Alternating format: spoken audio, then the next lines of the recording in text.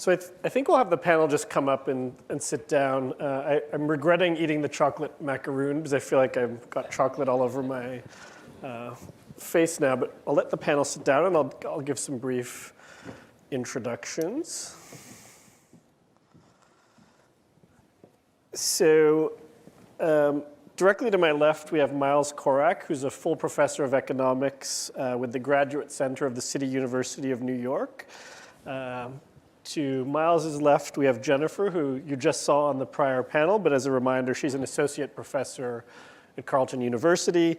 And on the far left, politically, I'm not sure, but at least on the panel, we have Armine Yalnizyan, who's a senior economic policy advisor in the Deputy Minister's Office at Employment and Social Development Canada, and is also the Atkinson Fellow on the Future of Workers. So this is a very easy panel for me to moderate because we have probably three of the smartest people in Canada on social policy and economics issues generally. So this is kind of a self-driving panel where I'll just throw this over to them and they'll bat things around, and I'll, at the end of this, say that was great. Any questions from the audience? And I do want some folks to pose questions on Slido. I've kind of built in about 8 or 10 minutes for that. So do kind of hear what the panelists are saying. And if you want to dig into some of their issues, we can do so. I mean, just kind of by way of kind of 90-second opening remarks for me. I mean, I think we're hearing a theme here. In a lot of the work I've been doing in the past 4 months, I've been chairing a panel on expert panel on modern labor standards for the federal government. And one of the things that keeps coming up here and in other conversations on the future of work is we've got policies and programs which were designed in a very specific place and time, and then the world evolves kind of past that place and time, whether the economy, labor market, society more generally, and we tend to have kind of a drift or a lag between what we intended with some of the policies and programs we've got in place and what they're actually delivering today in this new world. And in labor standards, the Canada Labor Code, the thing we were looking at as a part of our panel, introduced in 1965, no significant updates until the past year or two. So I mean, that's a 50-year period in which the labor market in Canada has been rapidly evolving and changing. And if you look at employment insurance, skills training, a whole range of different programs, I think we're seeing that same story of particular time and place, evolution, and not really keeping up with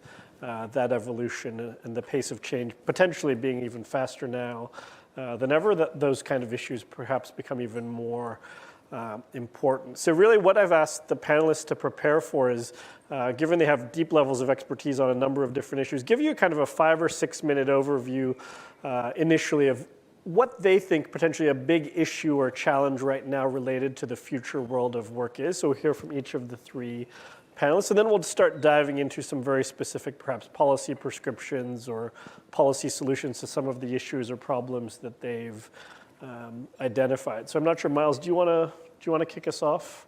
If you'd like me to, yeah, sure. Sure. All right. I appreciate the way you frame this in terms of sort of a social policy that needs to sort of keep evolving, even though if it evolves and fits and starts. I think about these things a little bit more abstractly than sort of the kind of conversation we've had today, as informative as that is. But I thought the last panel was particularly informative for some of the big drivers of technical change and its impact on the labor market. Maybe I can talk about sort of how I see that process unrolling and how it sets up 3 challenges for policy. But I'm going to sort of want to frame this in terms of sort of federal government social policy, which I sort of see happening in meeting sort of 3 different needs. There's a need to invest. We've sort of talked a lot about that, reinvesting in training and human capital. But a little bit less so on other important roles for policy, that is to ensure and to compensate. And so what's happening is, first of all, this is a fact. I saw it on the internet. The change in computing power from the time of the computer that helped Apollo 11 get to the moon and the iPhone 6X, that degree of change, that's the same degree of change as the change in computing power from the iPhone 6X to the iPhone 10. So there are just amazing changes in the capacity of the computer to do routine tasks. And that means the costs of those tasks are falling.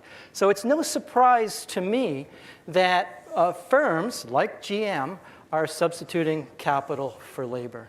And the first round impact of that is people get displaced. And so the first challenge of policy is to handle that transition. But there are also knockoffs down the road and other interactions that also, I think, force us to ask is, okay, we need to manage the move from A to B, but we also have to ask questions about what does B look like when we get there? And is that the kind of society we want? So as capital replaces labor or substitutes for labor, it also complements labor. So some people with different kinds of skills, creativity, interpersonal skills, flexibility, they see their job opportunities and their wages rise potentially, particularly if labor supply can't keep up with it, while others lose. Okay? That has implications for the prices of goods. So that can change the structure of demand. But it also has implications for output and income. And that output and income has to get spent, and then that changes the structure of other jobs and other demands for labor. And we don't know, frankly, what that's going to be. So we have to conduct policy in the era of uncertainty. So certainly that first effect is a challenge for investment. But as we just saw, people are going to lose their jobs. They had a significant investment in firm-specific human capital, particularly the workers we were talking about, the 50-year-old GM worker who spent his whole career there, usually a he. That capital all of a sudden depreciates. How are you going to compensate that person? And what's the right way? Is unemployment insurance, what was devised in the Keynesian era in the 1930s, the right model for that? And then the second effect is this is going to change the income distribution. We know that. We know that from the first wave of technology coming into the labor force. We've got a much more unequal society. And so there's a role for thinking about compensation and redistribution. So for me, I also want people to think about not the changing nature of work, but also the changing nature of pay. And these sets up, I think, the policy challenges. Great, and we'll dive into that a little bit later. So I'll turn it over to Jennifer in terms of framing a problem or an issue we've got in the world of work now. Miles is always a really hard act to follow, and I'm sandwiched next to Armine, so I'm between two of the smartest people I think I've ever met. And I'm going to try and sandwich in two potential challenges. And one is, unsurprisingly for a pointy-headed academic like me, I think related to a challenge around data. So when we talk about precarious work, we mean a lot of different things, right? There was a period of time, maybe 20 some odd years ago, that we talked about precarious work as being involuntary part-time work and people who were self-employed and people who were maybe seasonal workers. And we tried to kind of wrap our head around what that might mean and try and make some tweaks and adjustments to things like the employment insurance program to deal with those. But we're starting to see the emergence of other forms of precarious work, like 0 hours contracts, people who are dependent workers, all kinds of other and emerging forms. But when we look at the data that we have available, the incidence of these different forms of precarity look pretty low. And so for those of you who have ever done any kind of foresight studies and are interested in this idea of weak signals, these signals are like the really weak, right? And it makes it really, really difficult to be able to understand where the trend lines are heading. Paired with that, we tend to think that one of the real downsides of precarious work is the fact that you don't really know from 1 month to the next how much money you're going to be bringing in or necessarily where your paycheck is coming from, right? If you're both the Foodora driver as well as a seasonal worker and maybe you have another side hustle, that's a lot of uncertainty, both in terms of the amount of money that you're going to get 1 month as well as where's the actual paycheck coming. And the survey data that we have, this comes in part from TD, as well as work that I've done with CPA Canada, suggests that as many as 1 in 3 Canadians is experiencing financial uncertainty in terms of their income from month to month. And the initial work that I'm doing with colleagues at Carleton suggests that that financial uncertainty, that income volatility has real consequences for their ability to manage their family finances, to be able to manage debt, to be able to plan ahead, build any kind of savings, and whether those savings are for things like their eventual retirement, because eventually, look, we all get too old to be able to continue working, or there are uncertainties in life, and we need to have those stocks as well as those flows. or whether those savings are for doing things like investing in intergenerational transfers through things like human capital, so saving up for your kids' education. And that's just so much harder when you just don't know how much or where your money's coming from 1 month to the next. And a lot of our system, this is my point number 2, a lot of our system in Canada for ways of encouraging and supporting people at the household level to build those pools of resources that they can draw on, whether it's to send the kid to university or college or to plan for their own retirement, have really been premised around fairly stable work for a long time at an adequate income and where you've got a tax liability, so you really like a tax credit for it. And I know that the panel is going to be talking a bit about policy instruments, so I just wanted to say that I think this is where instruments like the Canada Learning Bond have real promise, but I also see some real challenges there. Maybe we can talk more about that. Great. Armine? So most of the day we've been talking about the future of work and rightfully talking about displacement of workers and the need for training them up for whatever's next. We are entering a really historically unprecedented period in Canada and in the entire global north of population aging. And that has already led to chronic labor shortages in particular areas. So part of the future of work is actually addressing labor shortages, endemic labor shortages throughout the country. Certain sectors are absolutely guaranteed, predictable, we're going to have a labor shortage. Healthcare is one of them. Why is healthcare one of them? Because 40% of registered nurses who are currently working and 50% of our doctors who are currently working are over the age of 50. It takes 10 years to train a doctor. And as the population that is actually doing this work ages out, they also need more of those services. So whenever you're talking about, and I could give you a couple of other, we talked about millwrights, I think, or machine tool, skilled trades workers, right? We know that the skilled trades labor force also has an older demographic. And so we're going to need to replace those people. A third area where there's a labor shortage, but it's not in skilled, is in truck drivers. Why is there a labor shortage in truck drivers, long-haul truck drivers? Because everybody keeps talking about autonomous vehicles. Nobody wants to drive a truck anymore. Whereas when you take a look at what it would take to have autonomous vehicles, especially in long-haul trucking, on the road, you're going to need to have dedicated lanes on cross-country highways. You're going to have internet service everywhere because these vehicles are connected, and we have neither. And we also are having a lot of tough time repairing and expanding infrastructure for people, let alone for trucks that are the purview of companies who have no interest in providing this infrastructure because there's too many free riders, quite literally, on those services. So those are just 3 examples of labor shortages that we're currently facing that we know are going to accelerate. Now, when you face a labor shortage, what do? You either skill up your people or you import the solution. Right? Those are your 2 avenues, or you just don't grow, you just don't do the thing. So in an era of population aging where the economy is slowing, to minimize that drag on growth, we're going to have all hands on deck. That's what makes this moment so unprecedented. This is an opportunity to get those populations that are systemically disadvantaged in terms of investment in their human capital, in terms of their ability to deploy it, in terms of being able to earn the same wages as other people in their sectors. This is an opportunity actually to boost the economy by having truly inclusive growth. But we will not be able to do it just through skills development.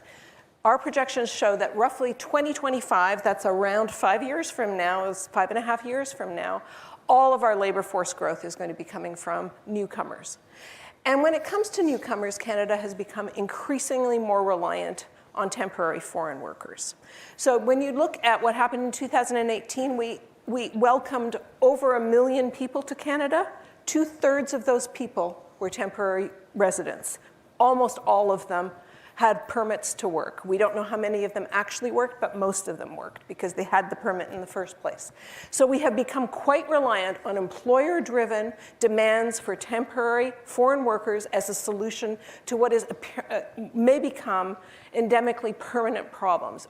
This is one problem we really don't want to build into the labor market as we move forward. It goes to Jim's point this morning about power structures and power dynamics. This is a policy-driven, shaped labor market that we need to pay attention to.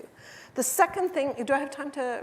You have 1.5 minutes. So the digital economy, which we've talked about very briefly, is going to raise a whole new thing. What does digital do? Technological change is basically extending what Taylorism did to the assembly line process, which is unbundling jobs into tasks and automating particular tasks. Okay, this is now extending through digital platforms to the professions, to aspects of legal, aspects of engineering, aspects of medical diagnostics, aspects of accounting, aspects of translation. These are all very high-paid, high-skilled jobs. Our public policy suite does not deal with high-paid workers who are already really well-trained, make that transition to the next job. So we have a really big issue on our hands going forward. Well, a lot to unpack there. So I'm trying to kind of prioritize where I want to ask my next question. But I mean, there's kind of multiple layers of like, we've got the kind of underlying power dynamics of society and the economy going on, and then we've got kind of the program level fixes that we can wrap our hands around and heads around much more easily. But maybe I'll start with the first, kind of these underlying power dynamics. We're talking about things like income inequality. I mean, Miles, you've done some groundbreaking work in that area. I mean, can you give us some thoughts on, I mean, Canada's kind of at record highs in income inequality, but we've plateaued. It hasn't really gotten worse in the past 10, 15 years. If we consider that a real problem, and I think most of us would, what can we actually do about it that politically is sellable? I mean, we're starting to hear talk about a wealth tax from some of the political parties in Canada and elsewhere. Would that work, or is that something that could be evaded by smart accountants and lawyers? Right. Does inequality matter? It sort of depends what type of inequality we're talking about. Income inequality, you're right, has sort of plateaued in Canada since about the last 10, 15 years, or a little bit more. Some of the statistics sort of hide the fact that it may still be growing because of changes in the top. Yep. The top end. That's still an issue. It's sort of interesting, you know, could we replay the free trade debate we had in the 1990s if we had a fuller discussion of who was going to capture all the gains? So we have a chance now, as Armine was suggesting, with the introduction of machine learning and AI, that's going to move up the occupational wage scale in a way that we didn't experience with the losses of production jobs in manufacturing. So it could become much more salient. But my concern is more so about how that income inequality gets embedded in deeper inequalities over the tax system, how it functions, and as you suggested, in wealth. So if that changes wealth stocks going forward, that's, I think, more of a concern. So, for example, the C.D. Howe Institute released a report just last week or the week before on wealth inequality. And so this sort of gets to the whole point about, you know, can my children find work in the city they grew up in? Can they afford a house in Toronto the way that many people in this audience did? And for some kids, it's going to be fine because they're going to get huge transfers from their parents and others not. So it's going to be important to think about wealth, how the top end sort of has captured a lot of those gains in Canada, and how that can be made more inclusive. But the other thing I think is sort of what's really important is to control inequality in the bottom half of the income distribution. And sort of, you know, the government now has a poverty reduction strategy. So I think that's very important. But as Armine suggested, I think the thing that inequality misses is sort of, and Jennifer mentioned this, is sort of precarity, uncertainty, just sort of having the confidence that you can deal with the future. And what we experienced in the 90s with the layoffs in some parts of the manufacturing sector in southwestern Ontario, what we saw in Oshawa, could move up into the other professions, and higher paid professions. And that's going to raise that sort of level of insecurity in a way that we haven't seen. And if that wealth isn't sort of shared a little bit more equally, people aren't going to feel that they have the cushion to handle the future. And I mean, one of the policy solutions people will always come back to in times of uncertainties. Let's invest in education. Let's invest in our young people. So I'm curious, both Miles and Jennifer, what do you think about kind of ways to do that? Are there policy tools we've got that we aren't using well enough, or are there policy tools we need to introduce that will help us get young people prepared for this world of the future? I don't know if Jennifer, you want to start, and then Miles or Armine, feel free to jump in. Sure. So maybe I'll use that as an opportunity to riff on the Canada Learning Bond. For those of you who haven't heard of this before, this is a policy that's been in place in Canada. It's a federal policy introduced in 2004, implemented 2005. I'm proud to have been involved in some small way in helping to design it. So as much as I'm proud, I'm also really sad by the fact that here we are 14 years later, and only about under 40% of kids who have ever been eligible for the bond are getting it. So what this bond does is it actually gives a cash grant. So if the parents open up a registered education savings plan, $500 from the federal government goes in. And then there are top-ups when the child is growing. And this is income tested. It's targeted at families that are low and modest income. If the parents manage to be able to put in some of their own money into the RESP, they do get matching grants as well at a kind of more favorable matching rate than compared to middle and upper income families. So best of intentions, absolutely, and really good reason to think that this policy should be important in changing educational trajectories for kids who are coming from disadvantaged families. And not just at the time that they actually start post-secondary, but actually all along the way as they're going through primary and secondary school. There's actually pretty good evidence that suggests this changes rates of school performance, it changes rates of school attachment and completion. It changes the way that kids see the opportunities available to them through education. And it's a stock, it's an asset, right? It's something that they know they have an opportunity to use, because we also know that a lot of low-income families are very debt averse, right? If we want to make student loans more available and accessible, that will reach some, but an awful lot of them will be saying, like, that's a really unsafe bet. You want me to take on how many thousands of dollars worth of debt for some uncertain return in education? So I think this has huge potential. And I know that the department that runs this program is doing work to try and boost take-up, but we're not there yet. And Miles, I don't know if you want to. Can I jump in, Armine? Do you mind? No, go ahead. So this is an example, I think, where this sort of fixation just on activation, learning, and education, I think we should build on and expand. I don't know, Jennifer, why we don't think of that policy a little bit more broadly. First of all, I don't know what the optimum degree of take-up should be. Maybe 40% is optimal, but at some point I think you want to invest not just in the human capital people, but in their financial capital. So why couldn't that policy be broadened in its scope to allow the children to use it not just for education, but for a first home, or have it roll into an RSP for a pension? And it's not a lot of money in the end, but it is sort of a wedge that will allow sort of to give some groups a sort of a social inheritance, if you will. I think if the government expands the scope of it, not just the generosity, maybe then take-up would go up, and maybe it would speak to the importance of asset development, not just human capital, but financial capital as well. I don't know if that's fair. Good point. Yeah. Good point. Armine, what do you think about that? I actually want to shift gears from the Learning Bond, because it is a small program. And as important as it is, I think we're going to need all hands on deck in less than 20 years. By 2030, 25% of our population is going to be over the age of 65. We're going to need all hands on deck. Another factoid, half of the population of Canada under the age of 30 lives in 7 cities, the 7 biggest cities.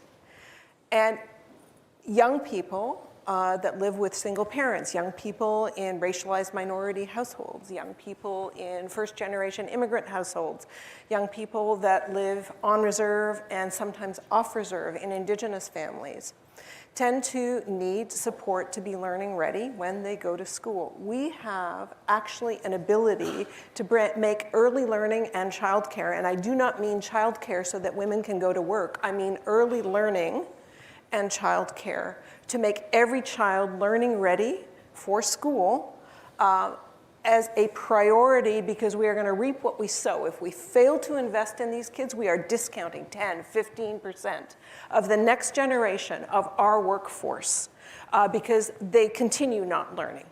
And we have another program that the federal government, both red and blue stripe governments have supported, Pathways to Education, which ensures, again, in targeted neighborhoods where there's a very high rate of children not completing high school, which also scars you for your employment and wage earnings for the rest of your life.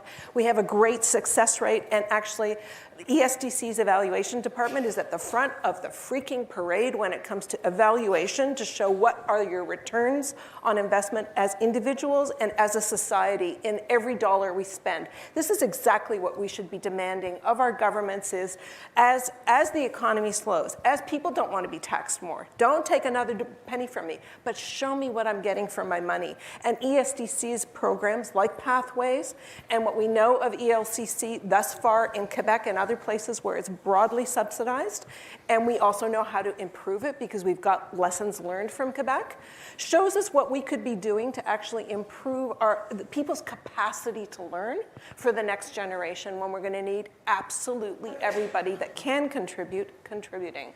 I would add one last thing, which is the stackable stuff we've been talking about all day here, that maybe a 4 or 5 or 10-year degree or post-secondary stint is not the solution to what we need. And I think there, the interesting challenge is going to be the degree to which the public sector is as nimble as the private sector in supporting these micro-credential and badging processes so that people can start stacking up their knowledge base and either move towards a profession if that's what they want to do, or certainly be able to meet niche needs in the job market so that it can be more employable and get better wages immediately. I told you I didn't have to moderate this panel. Armine doesn't even answer the questions I ask her, but she does it very well. So I had one more question, then we're going to jump to Slido. So go on, vote for the questions you like, or throw in another question. I'm going to pop through probably 4 or 5 of those in a minute. But both Miles at the outset mentioned insurance, Armine's mentioned investment, Jennifer's mentioned investment in human capital and kind of stocks of capital. And in some cases, those short-term investments will have very long-term payoffs, like Pathways to Education. A government elected for 4 years is probably going to have a hard time kind of squaring that circle of, well, you're telling me I invest X billion dollars now, and the payoff is multiples of that 10, 15 years down the road. Well, I'm not going to be in office then. How do we get around that conundrum of we need to invest now for these longer term benefits and to inoculate ourselves and prepare ourselves when we're also, Armine has the answer. We aren't a particularly high taxed jurisdiction by OECD standards, but we feel anchored to the US, that if we raise our rates too much out of step with them, we're going to lose talent, we're going to lose companies. So broad, easy question, what do we do about that? So Armine has the answer. Yes, but, we elect philosopher queens. We elect philosopher queens, very good. Done. Jennifer, Miles, do you have any thoughts on that? Well, I guess I would like to point out that there are times where, despite themselves, governments actually do take steps for the longer term. I think about, for example, changes to the Canada Pension Plan that nobody's going to immediately benefit from. Still the right thing to do. So I think it can be done. But I would say that was an issue that had long gestation, and so sometimes there's sort of like an Overton's Window problem. And so how do we fix it? Yes, the philosopher queens for sure. That'll bust open that Overton's Window. But you can also do things along the way to nudge and change the discussion. And I think as well, it would come back to this issue of measurement, and what we measure really matters, right? Like, so for example, with Pathways to Education or Canada Learning Bond or some of these programs that are early learning and childcare, if we only waited for the payoff once the kid was 25 and ostensibly in the labor market, and we could say, ha-ha, success, like we would never be satisfied with any of these programs. But instead, when we're smart and we're innovative, we look for indications of success that are earlier and along the way that tell us that actually, yes, we're on the right pathway. Miles? My view, I think, of developing constructive policy is sort of take steady incremental steps towards a defined goal. And I appreciate the kind of perspective you've taken on it, and there's certainly examples of that, but I think there are other examples. If we just sort of build on little successes continually, after a couple of mandates, things really change. I want to use that as a segue to talk about a bit about unemployment insurance and what I think is a good example. That's a great university debating move. Totally unrelated. No, they are. They are related. So just to look at this program, it's a multifaceted beast. But if it's anxiety, if it's uncertainty that's in the air that people have been talking about basically all day, then the natural response is better insurance. And this is the great purpose of the welfare state. It's our social insurance program. And in the days of Keynes and the Great Depression, uncertainty came from losing a job, all right? And your security was from having a job. And we had to fill that temporary gap of moving from one job to another job. The quality and the nature of the job were the same as you made that transition. So you suffered an income shock, but you could smooth that income shock by insuring unemployment. Yeah. Okay. Now there's a job for everybody. Okay.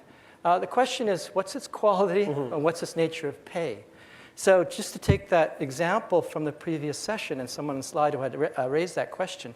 Yes, you've got a worker at GM who's 50 years old, has 25 years of firm-specific human capital. He or she will get another job, but we know at a much lower wage rate, in spite of all of the training programs. How do you ensure the wage loss to smooth that transition? So what we need is really wage insurance as much as we need unemployment insurance for some groups. And so to talk about the way you opened the panel, we've got this beast of social policy that moves and fits and starts. Well, there already is wage insurance as a part of the existing legislation. It's tucked in part 2 of the benefits. Nobody gets access to it because the provinces govern it. It doesn't go directly to workers. I would take the targeted earnings supplement. I would move it to part 1 of benefits, which is where the insurance belongs.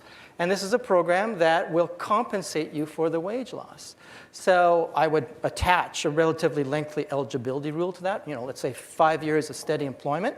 And the message to workers would be, go out, get a job, any job, but we will cover some very high fraction of the earnings loss. Yeah. And then that gradually smooths away. Yeah. So that will sort of ease that transition. But it's an example of this sort of incremental building on the parts of social policy that are innovative and taking a step up. Just like the Canada Learning Bond. Okay, that's an interesting innovation. Can we expand it another step? Yep. And I think doing it incrementally, I think, speaks to the problem you say of consistency across mandates.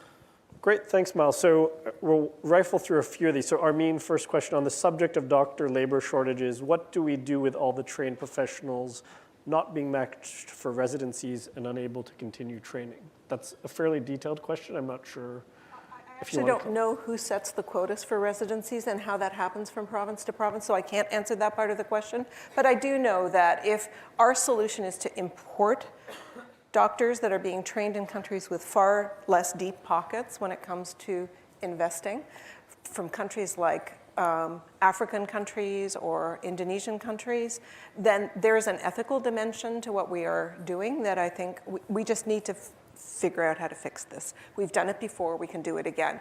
Plus, we have issues of underserved communities throughout the country. And when it comes to registered nurses, we have return of service, we have extra premiums added to doctors. There's so many different creative ways we could be dealing with this if this was a priority and if we understood it as a looming labor shortage issue that is going to affect not just Canada, but the entire global north, and by consequence, the global south. So I think we need to get on it. If Armine says that, then that means we got to do it.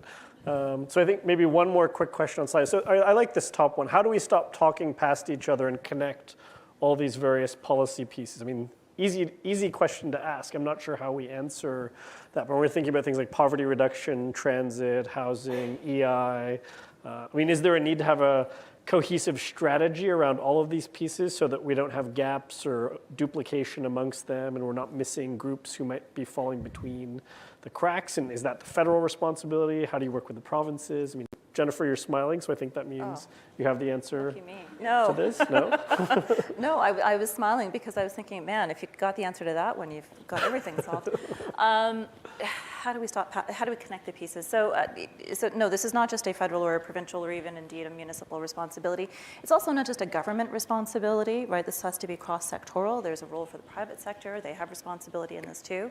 You know, we can't keep talking about the fact that yes, there are skilled worker shortages and encouraging workers to go back and skill and train and all the rest of it, and then not have employers being willing to actually raise wages, for example. But how do we stop talking past each other? I think when we're talking about whether the question says specifically poverty reduction, transit expansion, affordable housing, and to me, what's the common thread amongst all of these is that we're fundamentally concerned with well-being, right? Well-being of our fellow Canadians. And for a long, long time, I think, as Miles was saying, we just trusted that if you had a job, that was enough well-being for you, right? Like you were going to get it at work, and then that would be fine. And so to me, that's kind of the common thread, is that we need to be able to recognize that all of these pieces are integral for well-being. So maybe Miles or Armine, I'll give you kind of a minute each to give your thoughts on that question or anything else you wanted to touch on that we haven't yet. It's an important question, and maybe one step towards it is to sort of set explicit social goals and targets. And then that might open up a more coherence in the conversation. So for example, we sort of accept the fact as a society we've set stable inflation as a goal.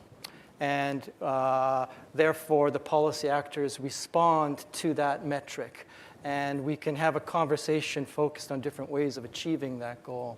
It's heartening to see that we now have poverty reduction targets. So setting sort of clear targets with metrics that we agree upon might offer some focus to the conversation, both at the federal, provincial, municipal levels. But part of a democracy is a certain conversation that goes back and forth, and that's not necessarily a bad thing. Armine, I'll give you the last word. Well, I'm just looking at what the things are that are being identified about not talking past one another, and all of these things require spending more money, but the thematic of the last 2 generations has been governments should be spending less and letting the market do more. And maybe we're coming to the end of that conversation, maybe we're not. But if we are talking about income inequality as being, and wealth inequality as being now an elevated and potentially on the verge of being augmented, and that has profound implications about not just how the market functions, but how society functions, we're going to need to make sure that everybody's got some access to some level of basics, and that's part of the list. We are not going to get there in an era of slowing economic growth, which raises everybody's hackles. Everybody feels like it's a zero-sum game, and if you're getting something more, it means I'm paying for it. And so I think we're entering an incredibly hot politics era that is going to last not for a recessionary cycle, but for a decade or more. And I think it's going to take a lot of effort on the part of everybody in this room, and confabs like this, and tons more confabs like this. Thank you, PPF, but everybody's having a future of work conversation. We have to talk about the power element here and our ability to stop talking past one another, because if you're getting something, I must be getting less. That's the challenge of a slow growth environment, and that's what we're going to have to try and work our way around. Great, that's an excellent last word. So, I mean, we could have easily spent 3 hours with these very bright minds unpacking these issues. Unfortunately, we only had 40 minutes, but maybe we can develop a podcast or something for people to follow up on this. That's a good idea, Cabby, for PPF, other streams of work. But please join me in thanking the panel for their time.